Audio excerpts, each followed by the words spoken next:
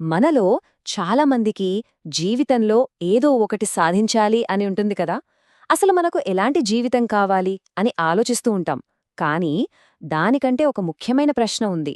అదేంటంటే ఆ జీవితాన్ని కట్టుకోవడానికి మనం ప్రతిరోజూ ఏం చేస్తున్నాం?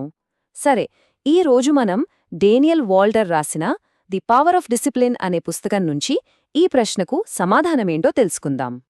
క్రమశిక్షణ ఈ పదం వినగానే మనలో చాలామందికి కెమోననిపిస్తుంది. అదొక జైల్లాగా మన స్వేచ్ఛను లాగేసుకుంటోంది అనిపిస్తోంది. మన సరదాలన్నింటినీ దూరం చేసే ఒక పంజరంలా ఊహించుకుంటాం. మరి అది నిజమేనా? ఈ పుస్తకం చెప్పే అసలు విషయమేంటంటే, మనం అనుకునేదంతా ఒక పెద్ద అపోహ మాత్రమేనట. నిజమైన స్వేచ్ఛ అనేది క్రమశిక్షణకు ఆవైపునే ఉంటుంది.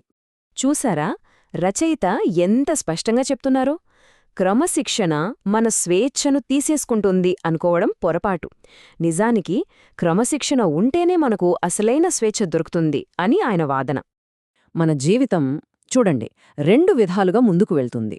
ఒకటి మన ఫీలింగ్స్ అంటే భావోద్వేగాల మీద ఆధారపడి, రెండోది మనం తీసుకునే నిర్ణయాల మీద ఆధారపడి.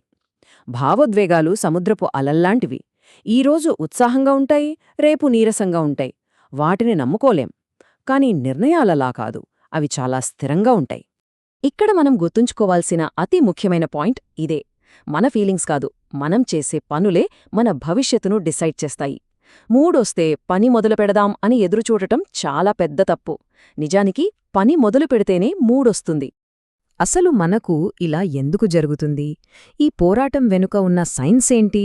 మన మెదడు లోపల ప్రతిరోజూ జరిగే ఒక యుద్ధం గురించే ఇప్పుడు మనం మాట్లాడుకోబోతున్నాం. మన బ్రెయిన్లో ఒక పార్ట్ ఉంటుంది. దానికి అప్పటికప్పుడు వచ్చే ఆనందం కావాలి, సుఖం వెతుక్కోవడం, కష్టాన్ని తప్పించుకోవడం దాని పని. అందుకే అది అబ్బా ఇంకో వీడియో చూడు అనో, ఇంకాసేపు పడుకో అనో మనకు చెప్తూ ఉంటుంది.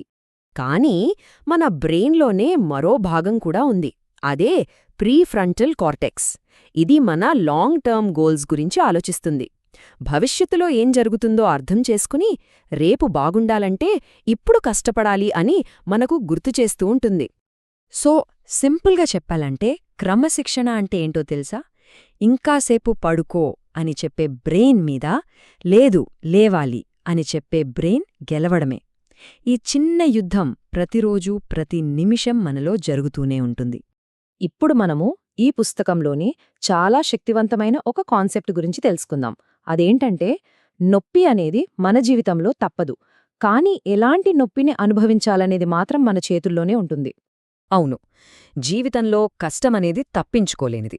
అయితే ఆ కష్టం అంటే ఆ నొప్పి మనకు రెండు రకాలుగా వస్తుంది. మనం ఏ దారిలో వెళ్తున్నామనే దాన్ని బట్టి మనం అనుభవించే నొప్పి కూడా ఉంటుంది. ఒక్కసారి గమనించండి, ఇక్కడ రెండు రకాల నొప్పులున్నాయి. ఒకటి క్రమశిక్షణ నొప్పి, అంటే పొద్దున్నే లేవడం, కష్టపడి వ్యాయామం చేయడం లాంటివి. ఈ నొప్పి బరువు చాలా తక్కువ, ఔన్సుల్లో ఉంటుంది. కానీ రెండోదుంది చూసారా, పశ్చాత్తాపం నొప్పి.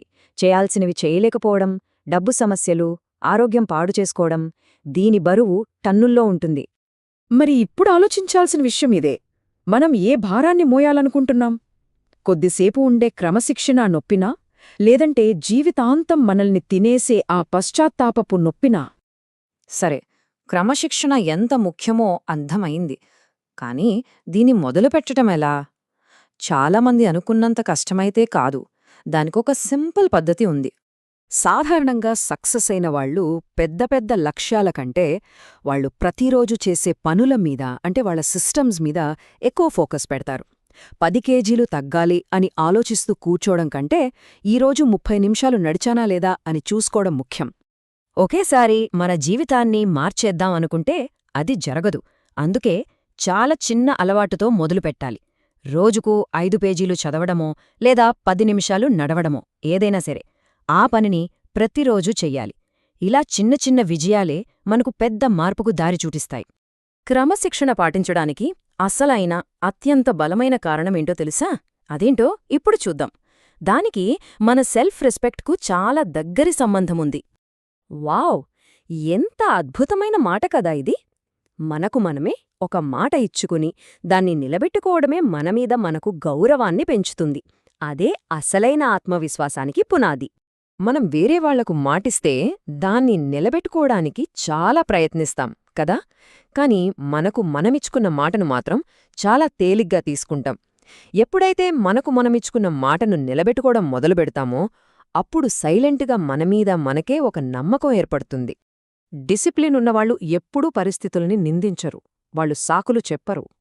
తమ జీవితంలో వచ్చే ఫలితాలకు తామే పూర్తి బాధ్యత తీసుకుంటారు. తమ లక్ష్యానికి అడ్డు వచ్చే ప్రతి దానికి ధైర్యంగా వద్దు అని చెప్పి వాళ్ల జీవితానికి వాళ్లే శిల్పులుగా మారతారు. ఇది మనం ఇంతసేపు మాట్లాడుకున్న దానికి సరైన ముగింపు. క్రమశిక్షణ అనేది మనల్ని కట్టిపడేసే గొలుసు అస్సలు కాదు. అది మన కోరికలకు మనం బానిసలు కాకుండా చేసి స్వేచ్ఛగా ఎగరడానికి సహాయపడే రెక్కలలాంటిది. చివరిగా ప్రతిరోజూ మనం ఎదుర్కొనేది ఈ ఒక్క సంఘర్షణే. ఆ క్షణానికి దొరికే సౌకర్యాన్ని ఎంచుకోవడమా, లేక ఒక బలమైన భవిష్యత్తుని నిర్మించుకోవడమా? సరే, ఇదంతా విన్న తర్వాత మన తరువాతి అడుగేంటి? అదే సామాన్య ముఖ్యమైన విషయం. ఆ క్షణానికి దొరికే సౌకర్యాన్ని చూసుకుందామా, లేదా ఒక శక్తివంతమైన భవిష్యత్తును కట్టుకుందామా? ఈ నిర్ణయం మనమే తీసుకోవాలి.